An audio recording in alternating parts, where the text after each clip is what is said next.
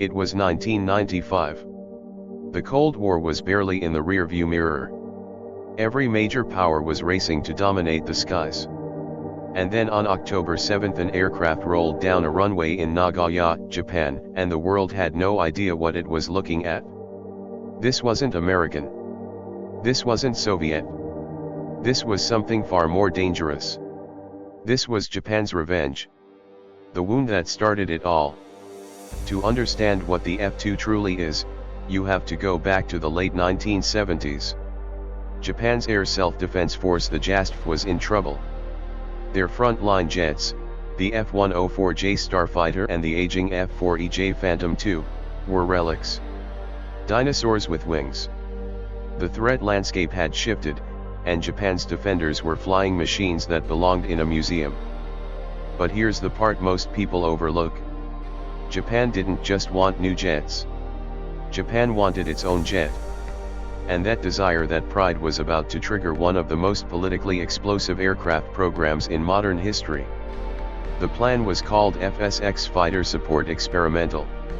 A clean sheet design, built from scratch, led by Mitsubishi Heavy Industries, the same company that once gave the world the A6M0, arguably the most feared carrier fighter of World War II. Japan was reaching back into its past, to build its future. But Washington was watching. And Washington did not like what it saw. The standoff no one talks about. Here's where it gets explosive. By the mid-1980s, American officials were in a quiet panic.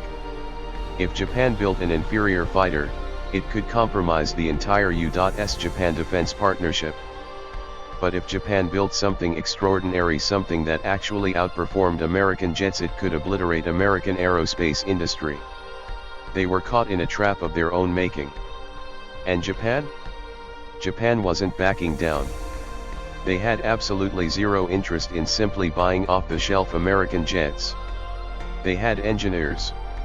They had technology. They had Mitsubishi. Why would they hand billions of dollars to American industry when they could build the future themselves? For years, neither side blinked. And then behind closed doors, in late 1988 a deal was struck. A deal so controversial, so laced with compromises and resentments, that it nearly collapsed before it even began.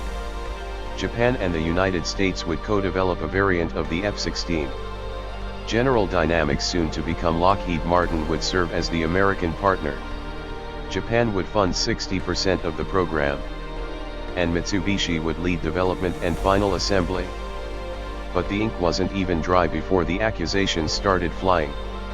American critics screamed that Japan was being handed crown jewel technology on a silver platter.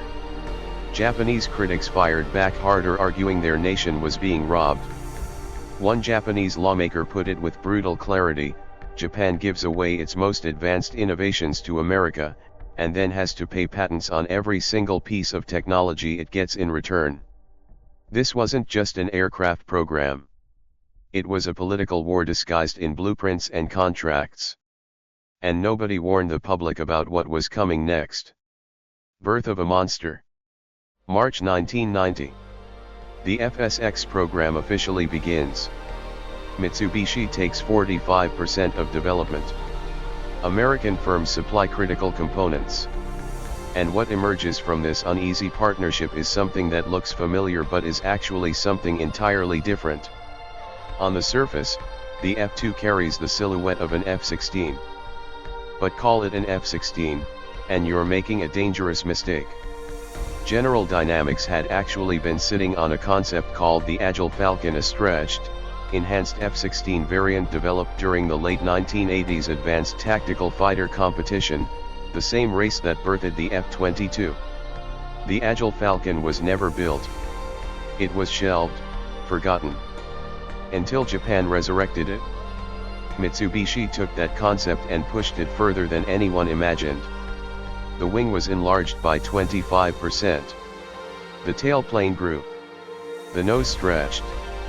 And here's where it gets genuinely fascinating: advanced composite materials were woven throughout the airframe. Not just to save weight, but to reduce radar cross-section. The F-2 was being made stealthy before stealth became mainstream. 11 hard points. 2 more than the standard F-16. A drogue parachute engineered for Japan's shorter runways. Every single decision, every measurement, every gram tailored specifically for one purpose, dominating the Pacific. And then came the cockpit, where the F-16 keeps things clean and minimal, almost zen-like. The F-2's cockpit erupts into a 3-panel display. More complex. More demanding. More powerful. Built for a pilot who needs to track threats coming from every direction across open ocean. But none of it was the most dangerous thing about this aircraft. The weapon the world wasn't ready for. When the F-2 debuted in 1995, it carried something no other operational fighter in the world had. The J/APG-1. An active electronically scanned array radar. The first of its kind ever mounted on a combat aircraft in service. Not on a prototype. Not in a lab. On an operational fighter.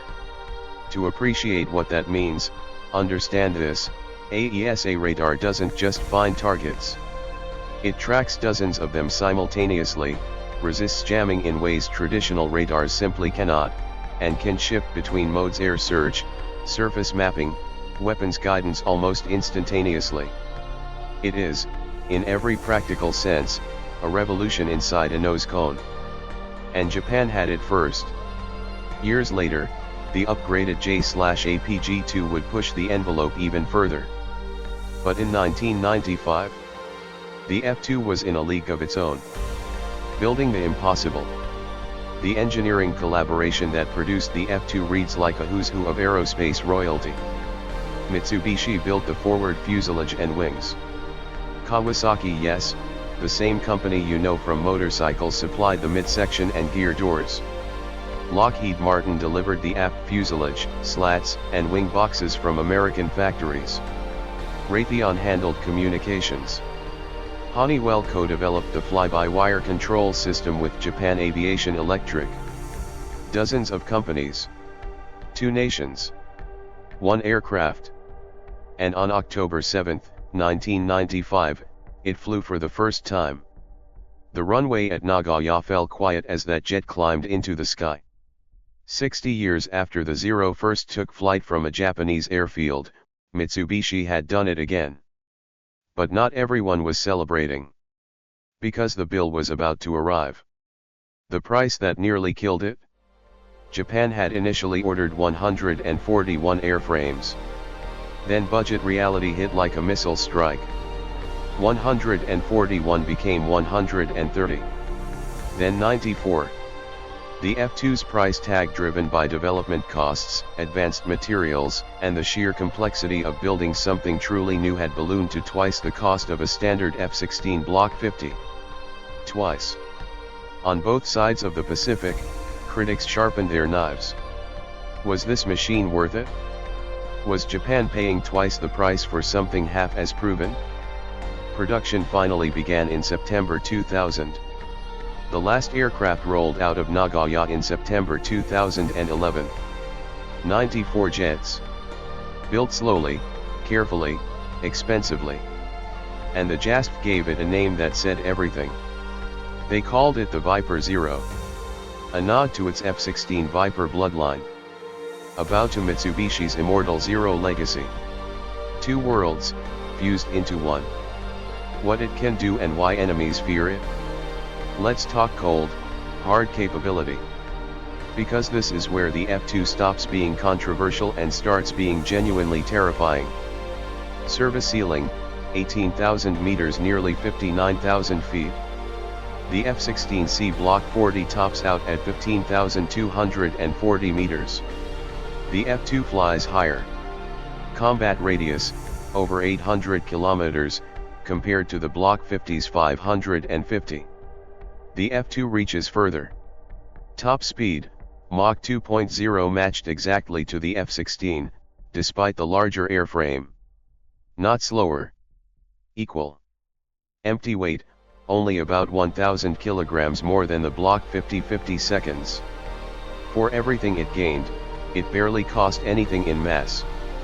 And then the armament. AIM-120 AMRAAMs. AIM-9 Sidewinders. Japan's own AAM-4 air-to-air missiles. The ASM-1 and ASM-2 lethal anti-ship missiles designed to sink warships. AGM-65 Maverick compatibility for precision ground strikes. With 11 hardpoints configured correctly, the F-2 can carry 8 air-to-air missiles and a full set of drop tanks simultaneously. This jet was built to hunt. Specifically, to hunt ships. In a region dominated by Pacific Ocean, with Taiwan, Korea, and Chinese naval expansion all within striking range, that mission profile is not abstract. It is the reason Japan built this aircraft in the first place. The legacy. Here's the question nobody in Tokyo talks about openly. If conflict comes to the Pacific and the strategic competition with China makes that scenario less theoretical by the year, what does Japan's air defense actually look like? Dense terrain. Vast ocean. Enemies approaching from multiple vectors. You need air superiority. You need maritime strike. You need speed, range, and flexibility. Japan's answer is a two-fist punch. The F-15J, Japan's twin-engine heavyweight, derived from the F-15C Eagle, in service since 1981, holds the line in pure air dominance. And flanking it, quick and lethal, is the F-2. Lightweight. Versatile. Carrying more weapons than anything its size has any right to carry. As of 2025, 94 F-2s remain in front-line service. Not one of them is going anywhere. They called it overpriced. They called it a compromise. They called it a political liability wrapped in composite skin. But the Viper Zero is still flying. Still patrolling. Still the sharpest tool in Japan's arsenal for defending its coastlines. And here is the question that should keep you up at night. Japan is already building its replacement. The Mitsubishi FX, now designated the F-3, a 6th generation stealth fighter. No American partner this time. No compromises. No co-development deals.